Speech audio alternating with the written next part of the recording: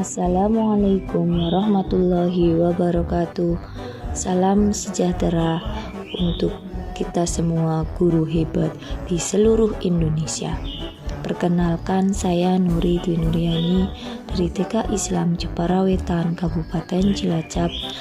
Aksi nyata modul 1.4 mewujudkan budaya positif di sekolah dengan keyakinan kelas. Dengan fasilitator Bapak Budi Muhammadi MPD dan pengajar praktik Ibu Nimas SPD, dan saya sendiri Nuri Dwi Nuryani CGP Angkatan 7. Tujuan pembelajaran khusus yaitu CGP dapat menyampaikan pembelajaran dari penerapan konsep inti dari modul budaya positif serta pemahaman mereka mengenai konsep-konsep inti dalam modul budaya positif. Latar belakang murid TK senang dengan penghargaan pemberian bintang prestasi.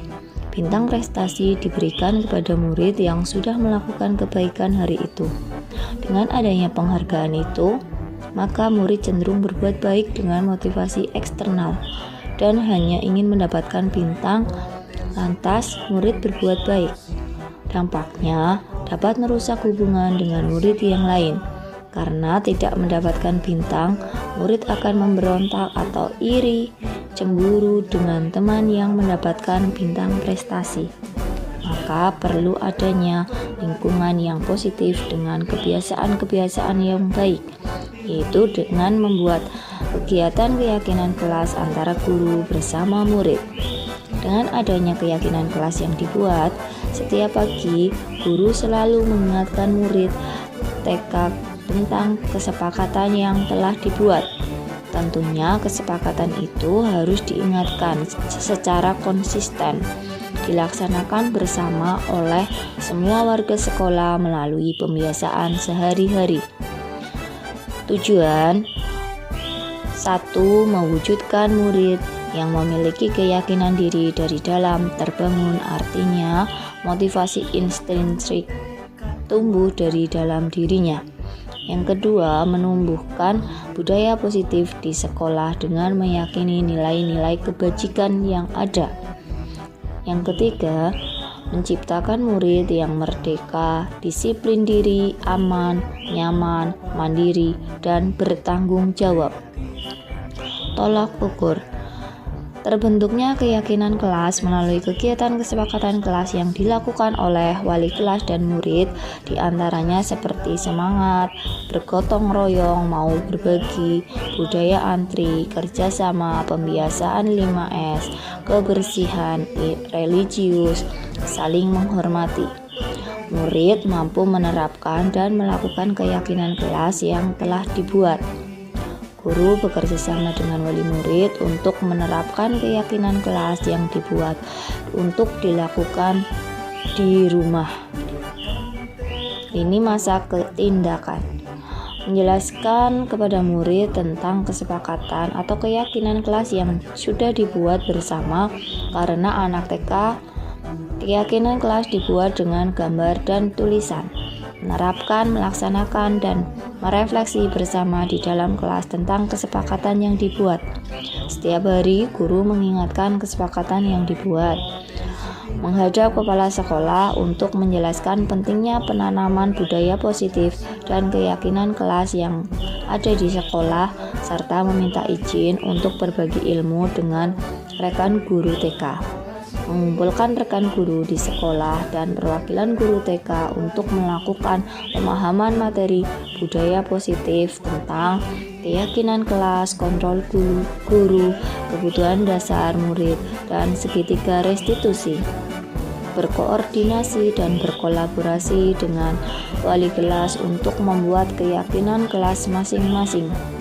Memantau, merefleksi, dan mengevaluasi kegiatan yang dibuat. Dukungan yang dibutuhkan, dukungan dari kepala sekolah, rekan guru, serta murid agar tindakan yang telah disusun dapat dilakukan secara lancar. Sarana dan prasarana untuk menumbuhkan budaya positif di sekolah juga diperlukan. Orang tua murid atau wali murid dalam melakukan budaya positif di rumah juga sangat dibutuhkan dalam berkolaborasi dengan orang tua wali murid.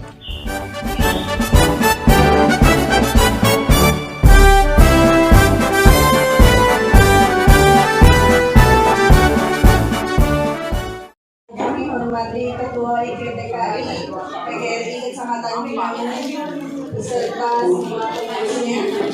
Yang kami hormati Kepala TK se-Kecamatan Binangun beserta Dewan Gurunya. Yang kami hormati rekan-rekan guru TK se-Kecamatan Binangun. Puji syukur kehadirat Allah Subhanahu wa Ta'ala yang telah memberikan rahmat dan hidayahnya kepada kita, sehingga pada siang hari ini kita bakal berkumpul di TK Islam Cepawetan. Salawat dan salam senantiasa kita aturkan kepada junjungan kita Nabi Agung Muhammad Sallallahu Alaihi Wasallam yang senantiasa kita tunggu sampai hari akhir. Bapak Ibu yang kami hormati, izinkanlah saya membacakan susunan acara pada hari ini, yakni sebagai berikut. Pra-acara. Yang kedua pembukaan, tiga sambutan-sambutan, yang keempat lain-lain, dan yang kelima penutup. Indonesia Raya, Indonesia tanah airku, tanah tumpah darahku. Di sanalah aku berdiri, jadi pandu ibuku. Indonesia kebangsaanku, bangsa dan tanah airku. Marilah kita berseru, Indonesia bersatu. Hiduplah tanahku, hiduplah negeriku, bangsaku, rakyatku semuanya. Bangunlah jiwanya, bangunlah badannya untuk Indonesia Raya. Indonesia Raya, merdeka, merdeka, tanahku, negeriku yang ku cinta. Indonesia Raya, merdeka, merdeka, hiduplah Indonesia Raya.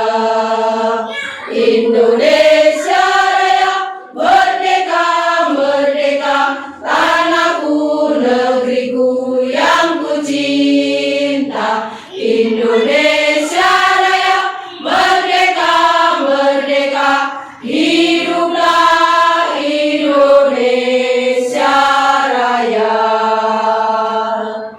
Assalamualaikum warahmatullahi wabarakatuh.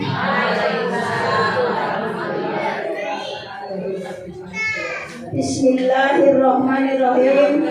Alhamdulillahirabbil alamin. Wassalatu wassalamu ala asrofil anbiya'i wa mursalin wa ala alihi wa sahbihi ajmain. Amma ba'du. Yang terhormat pengawas TK Kecamatan Binangun, yang saya hormati Ketua IPTKI beserta pengurusnya, yang saya hormati Ibu Guru se-Kecamatan Binangun. Pertama-tama marilah kita panjatkan puji syukur kehadirat Allah Subhanahu wa Ta'ala yang telah melimpahkan rahmat-Nya kepada kita, sehingga kita bisa bersilaturahmi di TK Islam ini. Beginilah ya Bu, TK Islam, TK yang sederhana. Selawat serta salam senantiasa kita curahkan kepada Ibu yang sudah berselawat di TK ini, dan saya minta maaf apabila buku, lumpuh, subuh kurang berkenan di hati Bapak dan Ibu. Lumburnya lesehan, soalnya kalau pakai kursi mungkin nggak muat ya Bu. Mohon maaf. Iya. Ini sujud kami, bersyukur kami dalam ruku kami bertasbih, dalam naungan-Mu kami berlindung dan berdoa. Semoga dibukakan pintu kemampuan, pintu rezeki, pintu kebahagiaan, dan pintu kebaikan dunia dan akhirat. Rabbana atina fid dunya hasanah wa fil akhirati hasanah wa qina adzabannar. Yaitu sambutan yang pertama adalah sambutan dari Ketua IGTKI PGRI Kecamatan Binangun kepada Ibu Murjariah SPD. Silakan. Pertama-tama marilah kita panjatkan puji syukur kehadirat Allah Subhanahu wa taala bahwasanya pada hari ini kita masih diberi kenikmatan, terutama nikmat sehat, sehingga bisa bersama dalam rangka acara rutin. Untuk pertemuan kali ini ada permintaan khusus dari Ibu Nuri. Bapak Ibu yang kami hormati, dilanjutkan dengan pembinaan dinas dari pengawas TK Kecamatan Binangun kepada Ibu Kasinur SPD. Silakan. Satu, gabung dua, yes, semangat, terus semangat.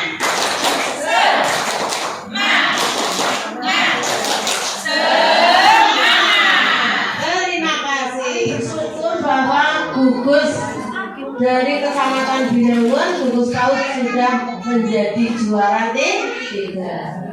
Atas kerjasamanya TK Inti dan teman-teman berarti sukses. Mengukur Binangun juara teluntok, ini bersyukur alhamdulillah ya. Yang sekarang adalah aksi nyata modul 14 budaya positif di sekolah.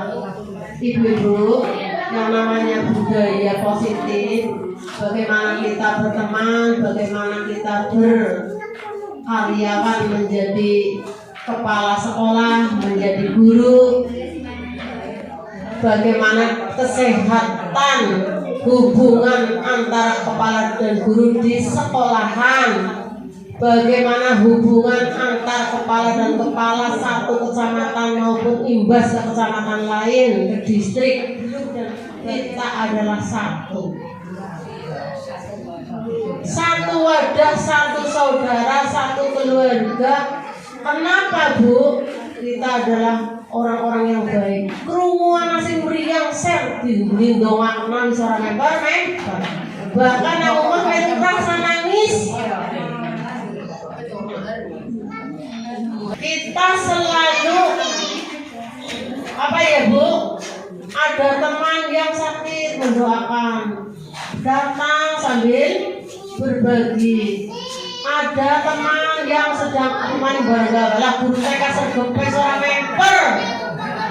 Musamu barangkali brut TKKB. Walaupun kenek orang tahu ditekani, sergep aku bersama. Berkah rezeki ya Bu, itu berupa harta-hartanya bertambah melimpah. Warahmatullahi wabarakatuh. Selamat siang semuanya. Bagaimana kabarnya hari ini? Alhamdulillah, luar biasa. Allahu Akbar. Yang terhormat Pengawas TK Kecamatan Binangun Ibu Kasinur SPD, yang saya hormati Ketua IGTKI beserta pengurus-pengurusnya yang tidak bisa saya sebutkan satu persatu, Yang saya hormati pula Kepala TK Sekecamatan Binangun dan Dewan Gurunya yang tidak bisa saya sebutkan satu persatu. Marilah kita panjatkan puji syukur dapat berkumpul di acara kegiatan rutin IBTKI dan pengimbasan aksi nyata modul 1.4 budaya positif di sekolah bersama saya Nuri Dunyani. Sholawat serta salam kita haturkan kepada junjungan Nabi Muhammad kita, Nabi Muhammad Sallallahu Alaihi Wasallam, yang kita nantikan syafaatnya di yaumul kiamah nanti. Allahumma amin. Saya mohon izin di sini saya berdiri tanpa mengurangi rasa hormat saya. Saya itu tidak menggurui panjenengan semua, Ibu. Saya tidak menggurui, saya juga tidak menjadi orang yang hebat, orang yang pintar, itu tidak, Bu. Tapi kita sama-sama belajar tentang aksi nyata modul 1.4 budaya positif kaitannya dengan pemikiran filosofis pendidikan Ki Hajar Dewantara. Dan saya hanya ingin membagikan ilmu yang sudah saya dapatkan dari paket modul 1 calon guru penggerak angkatan 7. Kemudian saya mohon maaf apabila nanti dalam penyampaian saya banyak kesalahan dan tutur kata saya yang salah. Punya tim pengajar 2 dari fasilitator itu Bapak Budi Muhammadi dan pengajar praktek saya Ibu Nimas Kadarsi. Paket modul 1 itu ada 4. Modul 1.1 itu tentang pemikiran filosofi pendidikan Ki Hajar Dewantara, di mana Bapak Ibu sudah mengerjakan platform Merdeka Mengajar, itu sudah ada juga videonya tentang modul 1.1. Kemudian yang kedua itu nilai dan peran guru penggerak. Modul 1.3 itu visi guru penggerak. Modul 1.4 budaya positif. Sebelum kita masuk ke materi, saya ingin bertanya kepada semuanya yang sudah belajar platform Merdeka Mengajar ini. Apa yang Bapak dan Ibu ketahui tentang pemikiran filosofis pendidikan Ki Hajar Dewantara? Monggo. Halo.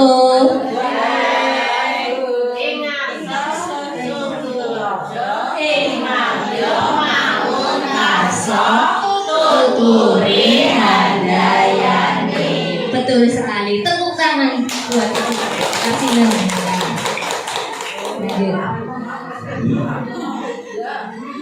Nah, betul sekali tadi ya. Itu slogan trilogi pendidikan. Yang pertama itu tujuan pendidikan nasional yaitu menuntun anak mencapai kodratnya. Kodrat anak itu kodrat lahir dan batin. Potensi yang dimiliki anak itu diturunkan, diwariskan dari orang tuanya. Nah, tugasnya kita sebagai guru itu menuntun anak mencapai kodratnya. Yang kedua, pendidikan adalah tempat persemaian benih-benih kebudayaan dalam masyarakat, di mana kita sebagai guru itu diibaratkan petaninya dan murid itu ibarat bijinya, biji jagung. Nah, sekolah itu diibaratkan sawahnya. Nah, bukan teori tabula rasa yang dimana anak-anak TK itu lahir dari kertas yang kosong. Kita yang tugasnya mencoret-coret itu bukan teori tabula rasa, tetapi kita tugasnya itu menebalkan, menghapus, memperbaiki tingkah lakunya murid. Ini tugas kita ya Bu sebagai guru. Nah, yang ketiga itu kodrat alam dan kodrat zaman. Kodrat alam itu tingkah lakunya, dan kodrat zaman itu dari perkembangan zaman itu kan dari kemarin corona terus sekarang sudah abad ke-21. Anak murid-murid kita itu harus ditenangkan tidak jauh ya dari gadget apalagi dari HP. Nah, bagaimana kita sebagai guru itu memasukkan ilmu teknologi, pengetahuan itu kepada anak melalui media-media teknologi seperti ini. Seperti kita memakai LCD pun kita sudah mengikuti kodrat zaman. Nah, jangan ketinggalan karena semuanya itu pasti mengikuti perkembangan zaman. Yang keempat itu karakteristik anak memang unik. unik ya Bu. Semua anak itu berbeda-beda dan kita harus memperlakukan anak di mana di sekolah itu menciptakan lingkungan yang aman, nyaman, menyenangkan dan berpusat kepada anak. Yang kelima, berbudi pekerti. Budi pekerti itu apa ya Bu? Tingkah laku, watak, iya betul, watak. Nah itu budi pekerti itu berasal dari perpaduan antara cipta, rasa, dan karya. Ya, dan karya. Ini menurut Ki Hajar Dewantara. Kemudian pembelajaran berpusat pada murid karena kita lingkupnya murid TK.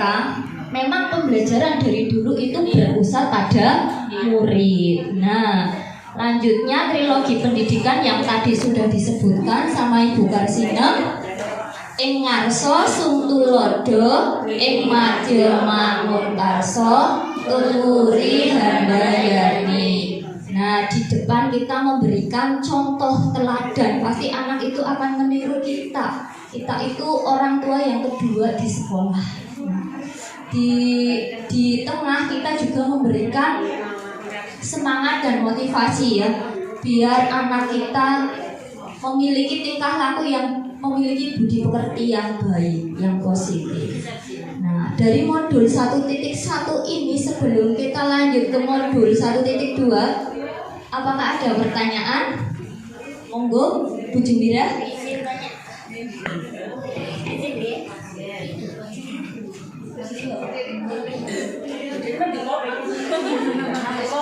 Assalamualaikum warahmatullahi wabarakatuh.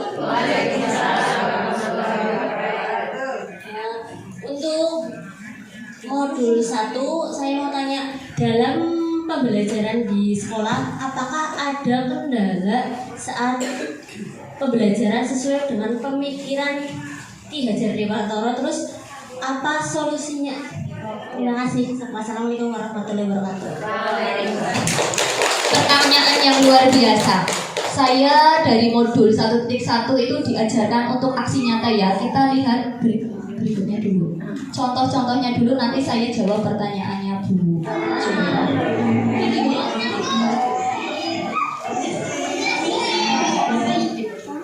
Nah, ini dokumentasi kegiatan aksi nyata saya di sekolah. Ketika penyambutan anak datang, itu pasti di TKP panjenengan semua sudah melaksanakan ini ya. Guru itu menunggu di pintu gerbang sebelah barat itu berjabat tangan dengan murid. Maaf saya tulisannya salah, berjabat tangan dengan guru ya. Ini maksudnya murid berjabat tangan dengan guru. Nah, yang kedua itu dokumentasinya saya pembelajaran itu berpusat pada murid. Guru memberikan contoh, memberikan motivasi bagaimana ini cara membuat baju dari plastik, ya dari kresek, dari plastik, nah plastik bekas. Kemudian yang sopan santun lewat di depan orang yang lebih tua bilang permisi, boleh di like. Nah ini ada wali murid yang duduk menunggu.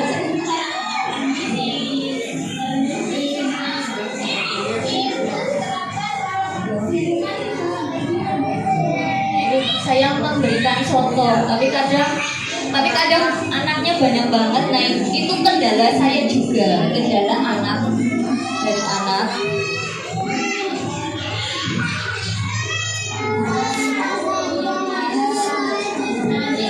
Nah itu kendalanya dari anak. Nah bagaimana saya mengatasi anak itu kan pasti ada beberapa. Saya bilangin ke anak itu deketin, kemudian sedikit-sedikit lah anak itu dikasih pengertian, lama-lama insya Allah mau mengikuti menjadi kebiasaan betul sekali setiap hari. Kemudian kendala yang kedua itu dari guru, termasuk saya. Saya itu belum sepenuhnya mungkin menjadi guru yang baik ya. Mungkin saya harus belajar lewat webinar, lewat workshop, lewat diklat. Nah itu solusinya kalau dari guru kendalanya harus maksudnya ada kesadaran diri, motivasi intrinsik untuk benar-benar menjadi guru yang bisa memberikan teladan yang baik buat muridnya. Yang ketiga itu wali murid. Nah kadang ada yang diterapkan di sekolah tapi di rumah tidak diterapkan. Nah, bagaimana caranya? Kita kolaborasi dengan wali murid, diadakan parenting biar wali murid juga mengikuti kegiatan yang ada di sekolah. Lanjut. Nah, ini kita lanjut ke modul 1.2. Apa yang Bapak dan Ibu ketahui dengan nilai yang dimiliki guru? Nilai itu apa ya? Nilai itu value, pedoman yang harus dimiliki seorang guru. Nah, kita baca selanjutnya. Di sini nilai itu menurut Rocketch dalam Abdullah 2015 itu menyatakan bahwa nilai merupakan keyakinan sebagai standar yang mengarahkan perbuatan dan tolak ukur pengambilan keputusan terhadap objek atau situasi yang sifatnya sangat spesifik.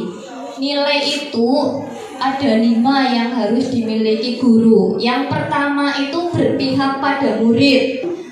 Karena sekarang itu guru itu bukan satu-satunya sumber belajar anak. Wali murid, lingkungan sekitar itu bisa jadi sumber pembelajaran dan murid itu sebagai subjek pembelajaran. Nah, kita itu hanya memfasilitasi, hanya memotivator anak bagaimana biar menjadi anak yang memiliki kepribadian yang baik. Yang kedua, nilai yang harus dimiliki guru itu mandiri. Semuanya mandiri ya Bu? Alhamdulillah semuanya mandiri. Mandiri itu berarti kita mulai merencanakan pembelajaran, melaksanakan pembelajaran sampai penilaian pembelajaran, kita bisa bekerja dengan mandiri. Yang ketiga itu reflektif. Reflektif itu setelah kita pembelajaran, kita mengambil pengalaman. Oh, ternyata waktu saya mengajar itu untuk anak-anak kurang maksimal. Jadi besok lagi akan saya perbaiki supaya pembelajaran saya lebih maksimal. Yang keempat, nilai kolaboratif. Nilai kolaboratif itu kita sebagai guru harus bisa bekerja sama dengan semua warga yang ada di sekolah, dengan kepala sekolah, dengan rekan guru, dengan wali murid, ataupun dengan guru-guru yang lain yang sama dengan kita, guru TK, guru SD. Di lingkungan masyarakat pun kita bisa berkolaborasi. Kemudian yang kelima, inovatif. Inovatif apa Ibu? Memiliki ide, ya, dapat menciptakan, ya. Kita bisa mau mengajarkan anak-anak tentang angka atau huruf itu dengan bermain. Nah, kita cari di Google, kita ATM, amati, tiru, dan modifikasi, lalu kita kembangkan sendiri biar pembelajaran itu menyenangkan. Kemudian peran yang dimiliki guru itu ada 5. Yang pertama menjadi pemimpin pembelajaran, yang kedua mewujudkan kepemimpinan murid, yang ketiga mendorong kolaborasi, yang keempat menjadi coach bagi guru yang lain, dan yang kelima menggerakkan komunitas praktisi.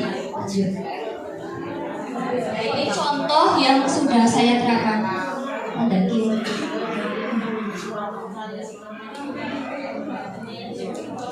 Nah, ini dokumentasi kegiatan nilai dan guru penggerak. Kalau yang di tengah nilai mandiri dan peran sebagai pemimpin pembelajaran, ini guru, tugasnya seorang guru ya, mengajar murid-murid untuk mendapatkan pelajaran dari guru. Kemudian nilai kolaborasi dan inovatif dengan rekan sejawat. Ini setelah selesai pembelajaran kita selalu berkumpul membahas permasalahan-permasalahan yang ada di kelasnya masing-masing dan kita saling tukar pendapat. Nih, kita biasanya di kelas karena kantornya itu sempit, jadi kita sukanya berkumpulnya di kelas. Kemudian nilai reflektif, saya selalu merefleksi diri saya sendiri. Apabila pembelajaran saya kurang, saya akan memperbaiki. Nah, ini kemarin saya juga sudah melakukan aksi nyata di TK PKK Widara Payung. Saya berusaha aksi nyata juga disiplin positif. Kemudian peran guru dalam mewujudkan kepemimpinan murid. Ini contohnya.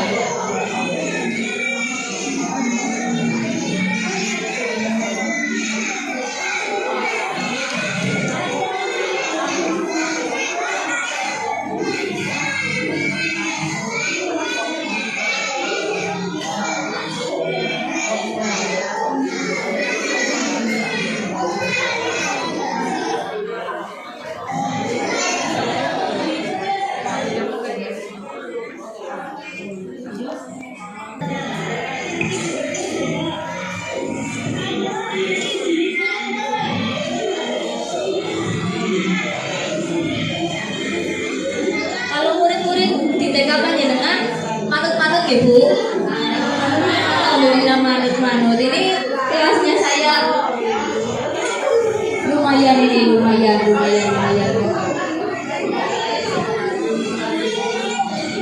Nah, untuk menghitung.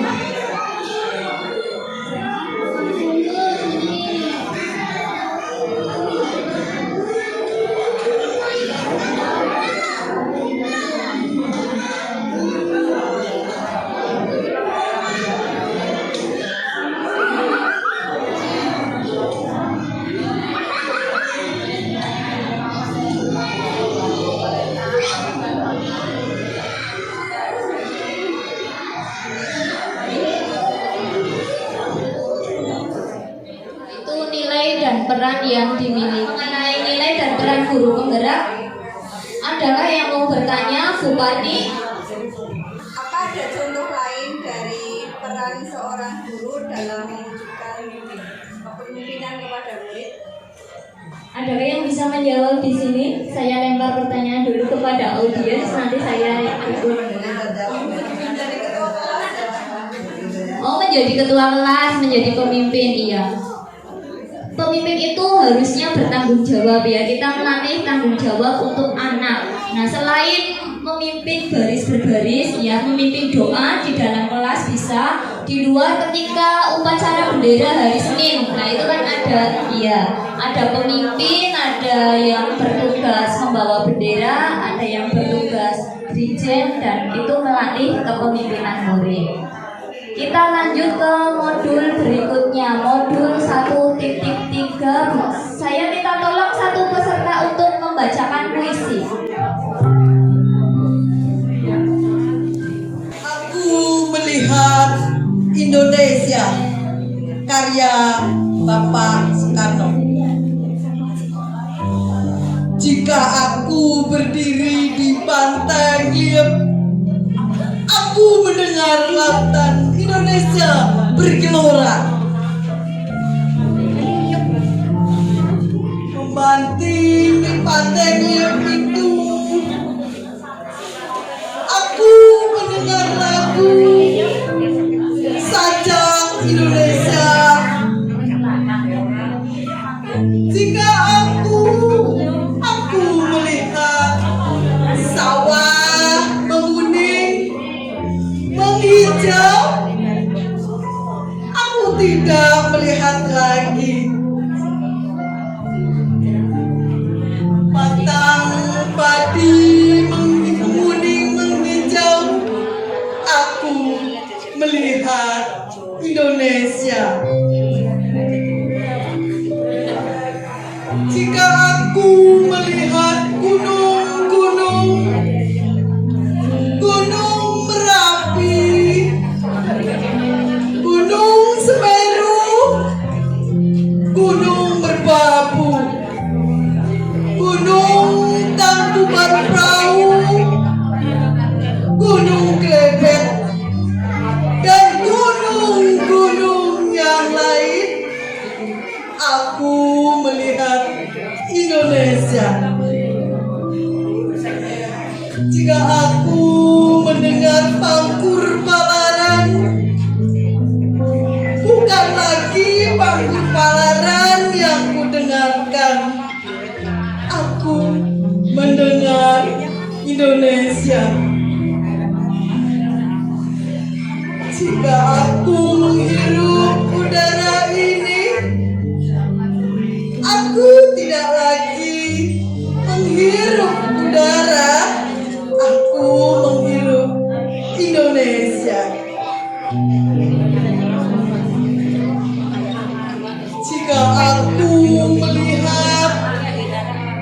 mengajak anak-anak di desa-desa dengan mata yang bersinar-sinar berteriak, "Merdeka! Merdeka! Pak Merdeka!" Aku bukan lagi melihat mata manusia. Aku melihat Indonesia. Terima kasih. Kepada Bu Umi, puisinya sangat bagus sekali. Tepuk tangan sekali lagi. Karena Bu Umi sudah menjadi guru penggerak, selamat juga guru penggerak angkatan 4 ya. Saya masih juniornya dan yang belum, yang masih muda-muda, monggo boleh mendaftarkan jadi calon guru penggerak angkatan 9 dan 10 masih dibuka sampai tanggal 10 Januari. Monggo, wong badhe kersa ibu-ibu yang senior mau mendaftar juga boleh. Nah, disampaikan yang sudah dibacakan sama Bu Umi, kira-kira bagaimana perasaan Anda, Bapak dan Ibu?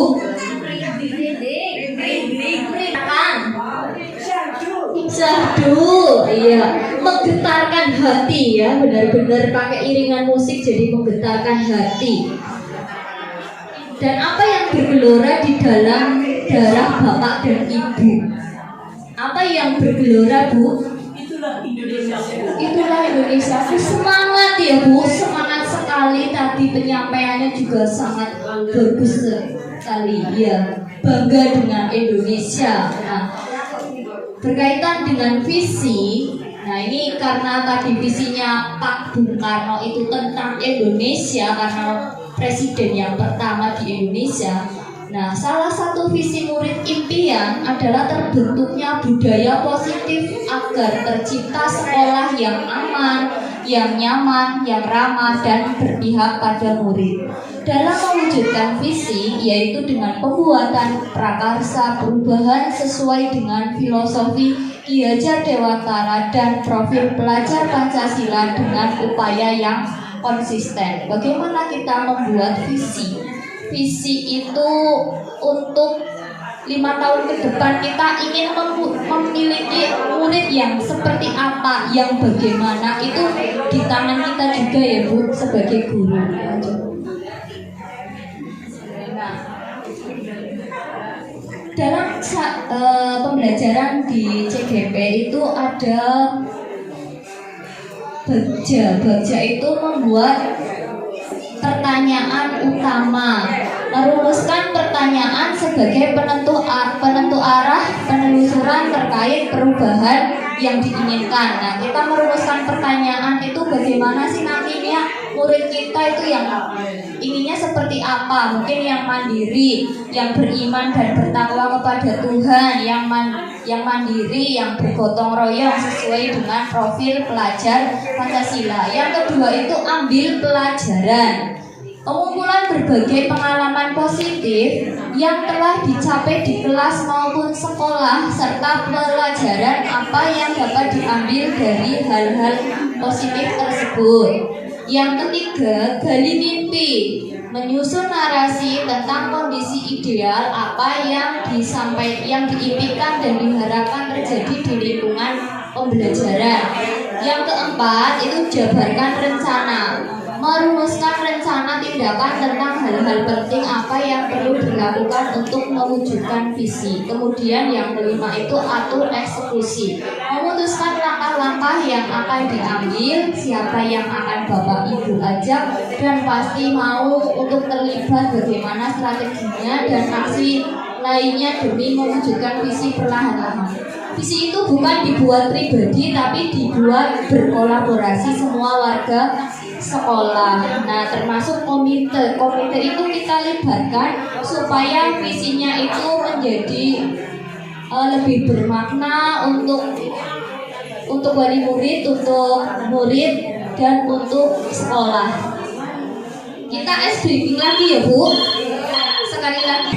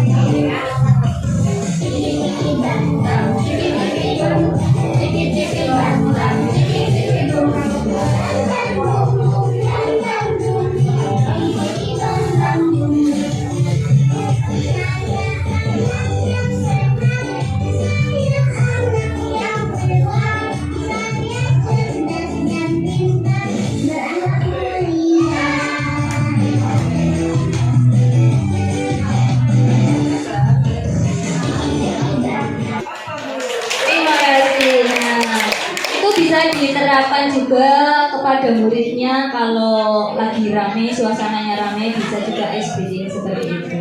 Nah, ini modul yang 1.4 itu budaya positif ada 7. Yang pertama perubahan paradigma belajar, yang kedua disiplin positif, yang ketiga motivasi perilaku manusia, yang keempat kebutuhan dasar manusia, yang kelima posisi kontrol guru, yang keenam keyakinan kelas, dan yang ketujuh segitiga restitusi.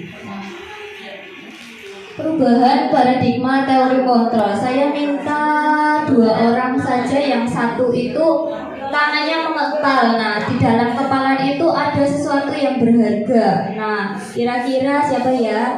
Pak Rohman sama Bu Cici coba. Nah, Bu Cici dengan kepal tangannya, dan Pak Rohman itu bagaimana caranya Anda itu? Karena ada sesuatu yang berharga di dalam kepalanya Bu Cici. Bu Cici pernah melihat bunga?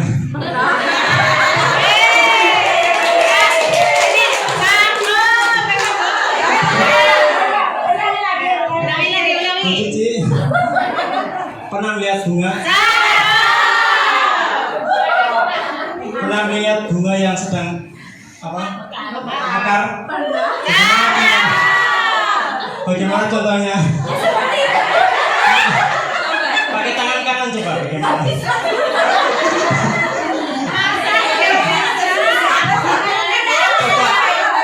Kalau kita pengen sesuatu harus diusahakan, coba sekuat tenaga dibuka tangannya.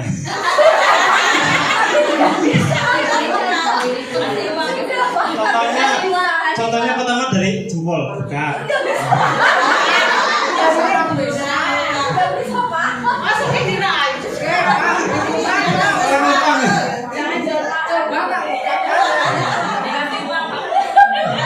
Kalau dikasih uang bisa buka matanya.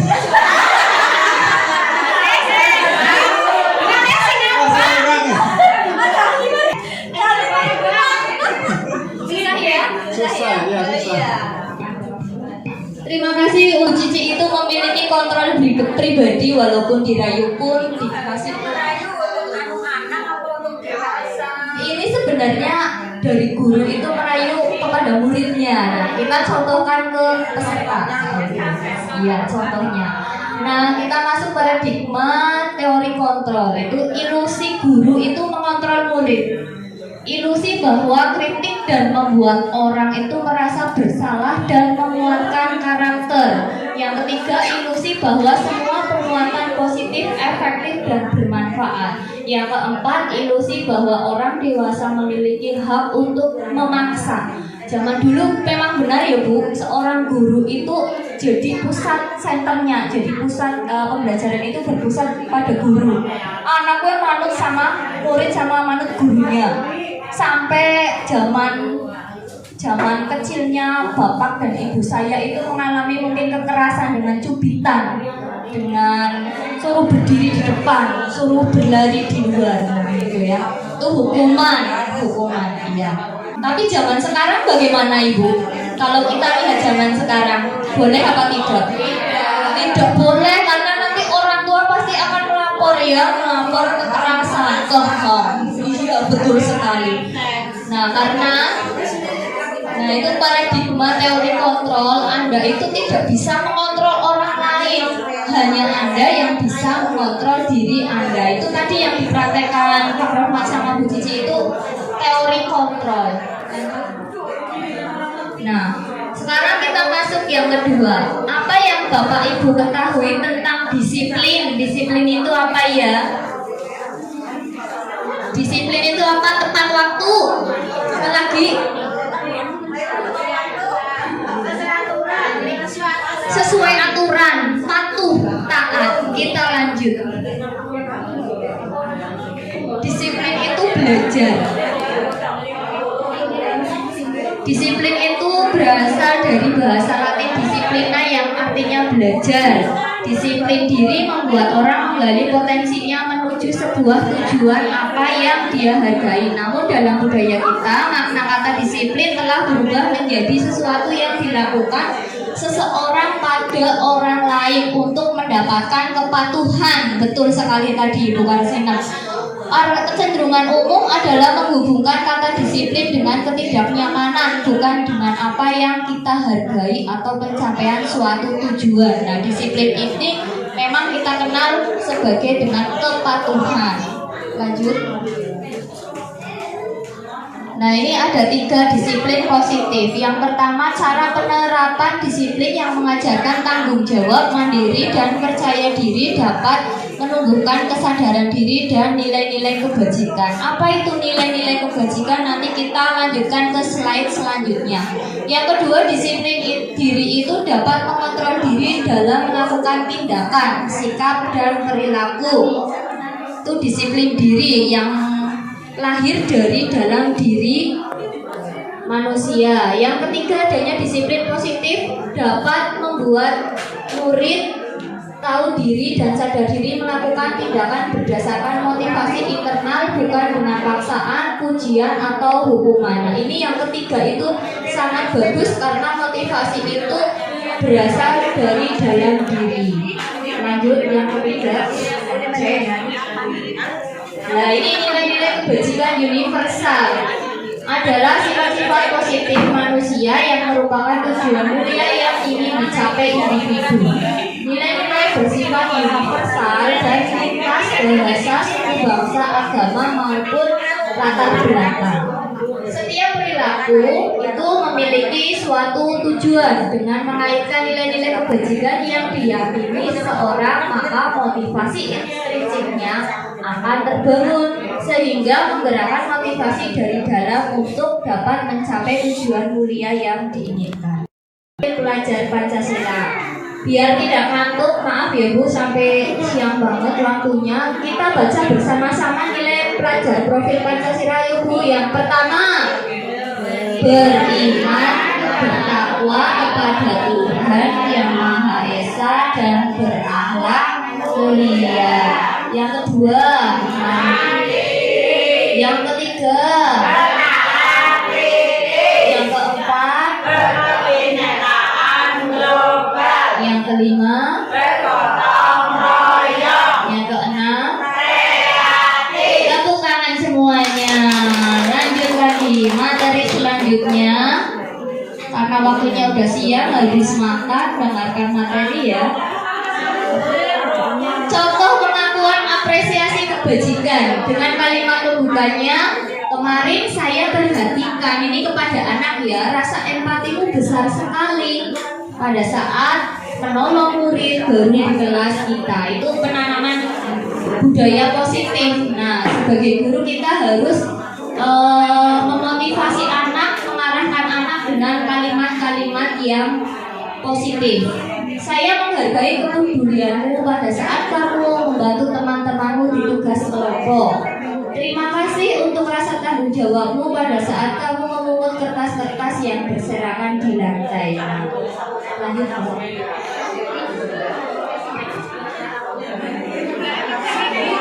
Nah, coba kita bareng-bareng yuk semuanya yuk. Perbedaan antara hukuman dan konsekuensi. Coba yang pertama, mencontoh 100 kali di dalam buku kalimat saya tidak akan terlambat lagi karena terlambat sekolah. Kira-kira hukuman atau konsekuensi? Hukuman, betul. Yang kedua, menggantikan kertas tugas teman yang telah dicoret-coret. Pinter. Murid diminta untuk push up 15 kali karena tidak menggunakan masker. Hukuman. Lari mengelilingi lapangan basket 2 kali karena terlambat hadir sekolah. Pinter sekali ibu-ibu dan bapak-bapak. Lari mengelilingi lapangan basket 2 kali karena terlambat 10 menit untuk pelajaran PJOK. Hukuman atau konsekuensi? Konsekuensi, karena di situ ada pelajaran PJOK, jadi iya konsekuensi. Yang terakhir, membersihkan tumpahan air di meja tulis karena tersenggol pada saat belajar. Konsekuensi. Tepuk tangan lagi. Lanjut. Nah, ini perbedaan antara hukuman dan konsekuensi. Hukuman itu sesuatu yang menyakitkan tetapi harus terjadi. Sedangkan konsekuensi itu sesuatu yang harus terjadi. Konsekuensi itu sudah ada keyakinan yang sudah dibuat, keyakinan atau kesepakatan yang sudah dibuat, sehingga anak itu menjadi lebih tanggung jawab dalam melakukan perbuatan yang salah. Kemudian yang kedua itu membuat anak sakit fisik maupun hati untuk jangka waktu yang lama. Seperti tadi ya, disuruh lari-lari di lapangan ya, sakit hatinya. Nah, konsekuensi itu membuat anak merasa tidak nyaman dalam jangka waktu yang pendek, tetapi seterusnya anak lebih bertanggung jawab. Kemudian anak membenci kedisiplinan, paksaan, mendorong anak menyakiti diri sendiri, konsep diri yang buruk. Anak belajar untuk menyembunyikan kesalahan, marah, rasa bersalah, dipermalukan, dan merasa tidak dihargai, itu karena hukuman. Sedangkan konsekuensi itu ada stimulus, ada respon, mendorong anak agar mudah menyesuaikan diri. Konsep dirinya itu sangat baik. Anak belajar untuk mematuhi peraturan, kehilangan hak, dibuat tidak nyaman, diasingkan untuk sementara. Lanjut. Nah, ini motivasi perilaku ada 3 ya. Yang pertama untuk menghindari ketidaknyamanan atau hukuman. Ini munculnya dari motivasi ekstrinsik ya. Yang kedua untuk mendapatkan imbalan atau penghargaan dari orang lain. Biasanya kita sebagai guru TK itu bagaimana caranya biar manusia sama kita, kan kita kasih penghargaan seperti bintang. Nah, itu motivasinya itu timbul dari ekstrinsik, bukan dari intrinsik. Ini yang ketiga untuk menjadi orang yang mereka inginkan dan menghargai diri sendiri dengan nilai-nilai kebajikan yang mereka yakini dan percaya dengan keyakinan kelas. Dengan menghindari hukuman dan pemberian penghargaan berlebihan dapat meminimalisir motivasi eksternal dalam diri. Ini yang ketiga sangat baik kita terapkan karena motivasinya timbul dari dalam.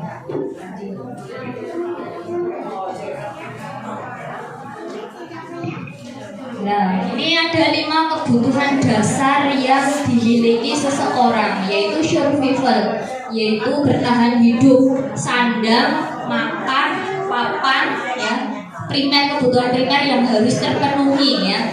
Kemudian belonging, kasih sayang, kita pasti membutuhkan rasa kasih sayang. Kemudian power itu kekuatan, freedom itu kebebasan, freedom itu kebebasan, fun itu kesenangan. Nah, ini ada contoh kalimat, aku bosen belajar mewarnai terus di dalam kelas. Ini kira-kira kebutuhan apa ya Bapak dan Ibu? Kebebasan, bosen belajar, mungkin kepingin pembelajaran yang lain. Yang kedua, aku senang main kejar-kejaran dengan ibu guru, seru. Kesenangan ya, kesenangan karena aku senang bermain kejar-kejaran. Yang ketiga, ibu kejar aku karena ibu guru sayang aku. Kebutuhan apa ya? Kebutuhan kasih sayang karena ingin kasih sayang. Aku hebat kan, bisa bikin ibu guru kejar aku. Kekuatan. Lanjut, itu kebutuhan dasar. Posisi kontrol guru itu ada 5. Yang pertama itu penghukum. Guru itu berkata, kalau kamu tidak melakukannya, awas ya, rasakan. Sambil menunjuk-nunjuk, awas ya. Menyindir, menyakiti sehingga murid itu akan menyalahkan orang lain dan pandai berbohong. Ini yang posisi kontrol guru yang pertama itu penghukum. Ibu dan Bapak pernah apa tidak seperti itu? Tidak ya? Ternyata tidak boleh Bu ini. Yang kedua itu membuat orang merasa bersalah.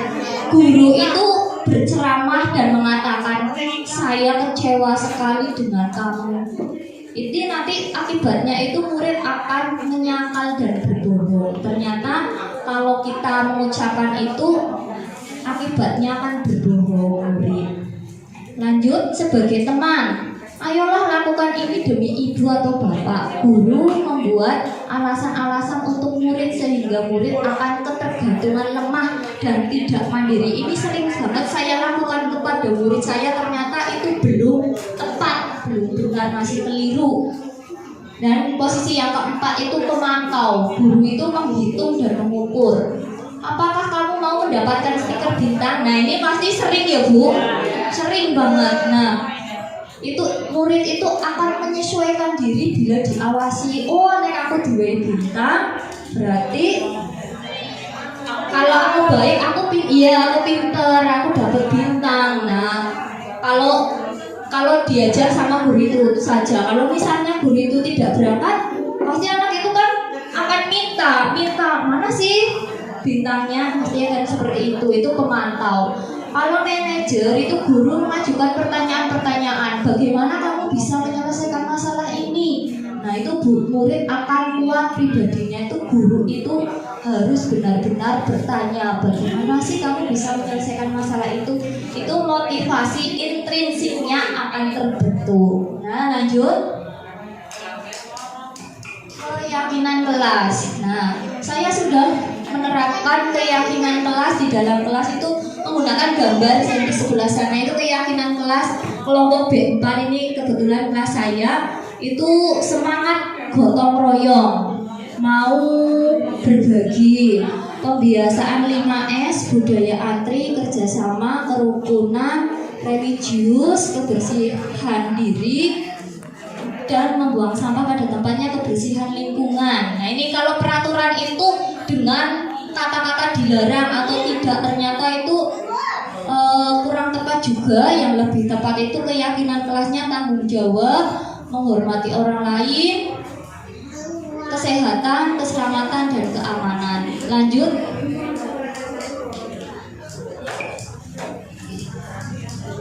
Nah ini keyakinan kelas yang coba saya terapkan di kelas.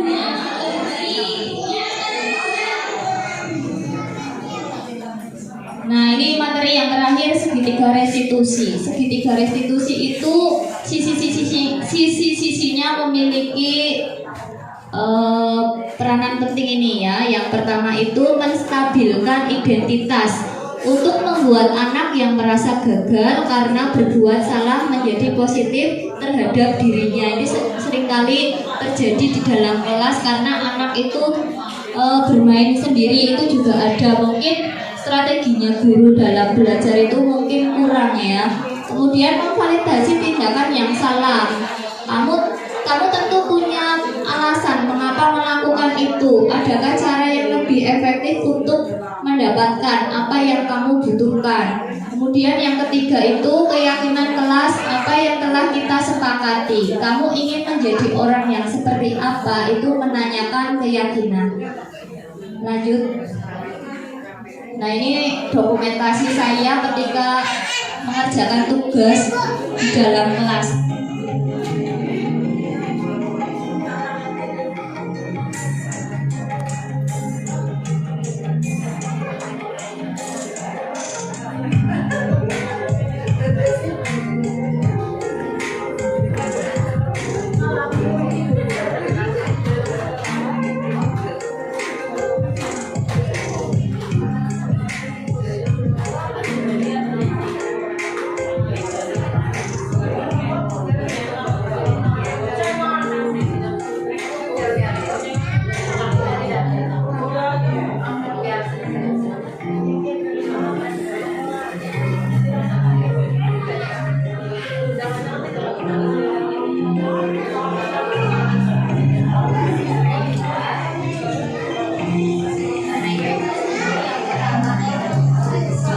Yang pertama, memvalidasi.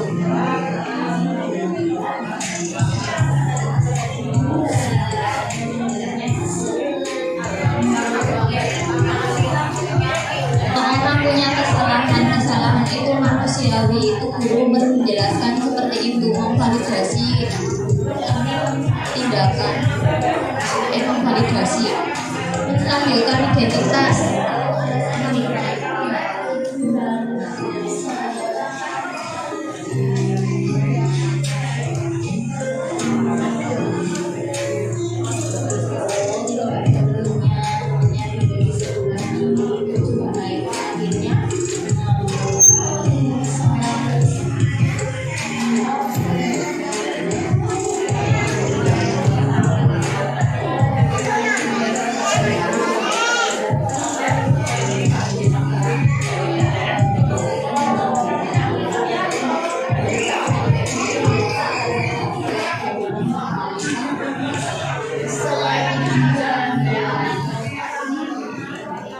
Dari materi 1.4, ada yang mau bertanya atau berbagi pengalaman, boleh sharing-sharing pengalaman, boleh sekali. Karena kita belajar bersama-sama. Bumi, sharing.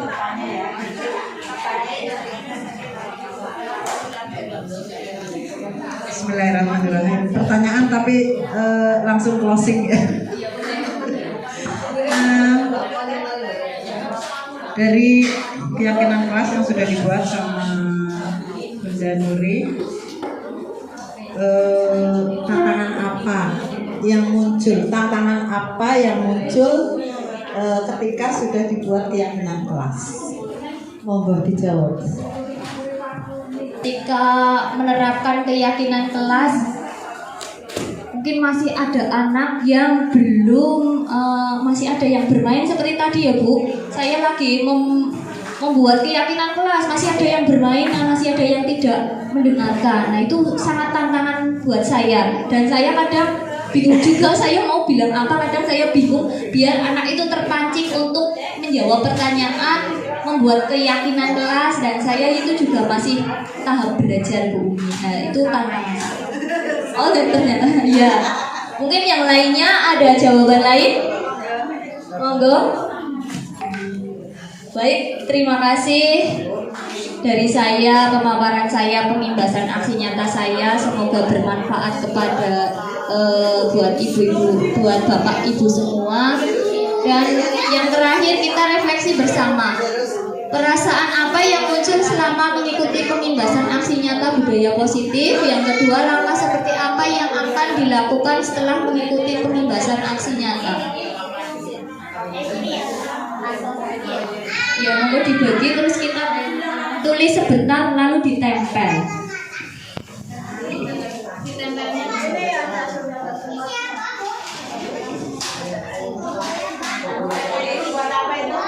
Refleksi kita.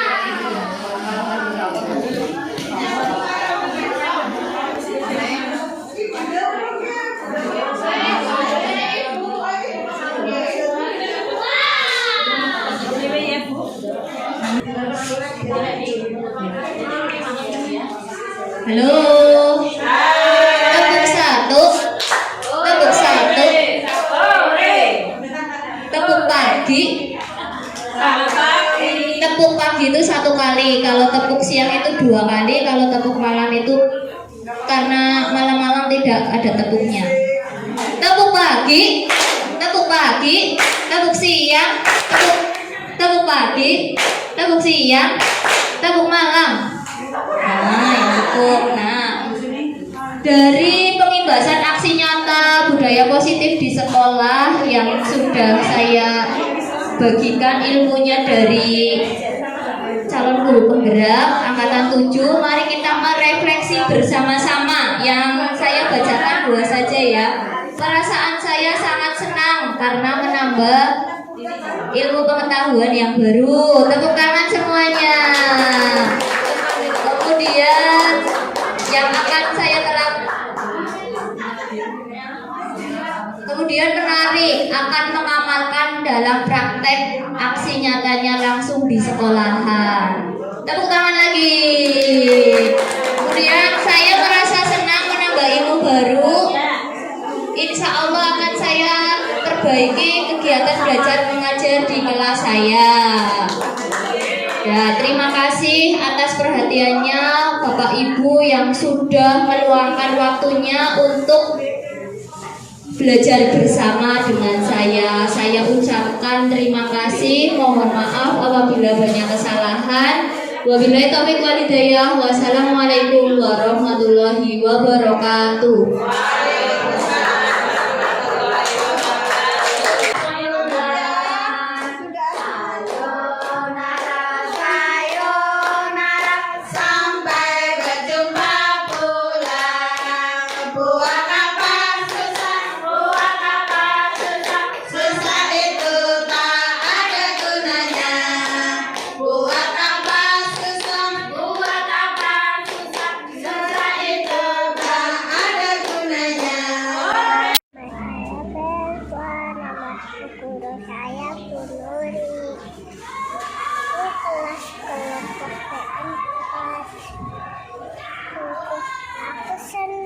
belajar sama Bu Guru.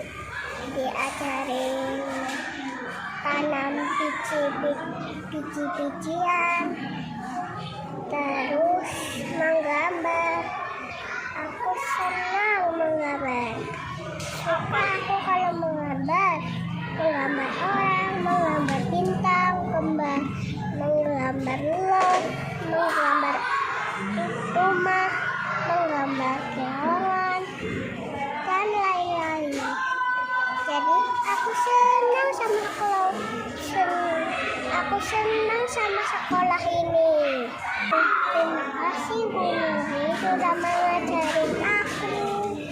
Pinter, hebat. Jadi aku mandiri, pakai sendiri, pakai baju sendiri, tidur sendiri. Lain-lain aku yang aku ajarin.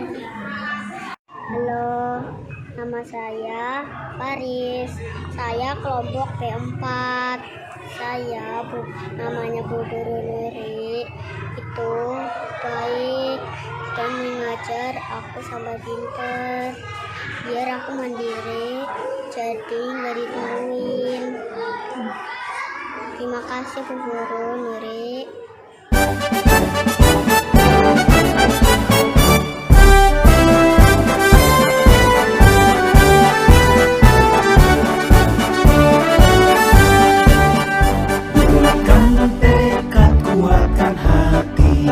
Negeri ini memanggilmu kawan, belajar bergerak berbagi untuk negeri, guru penggerak majukan pendidikan, guru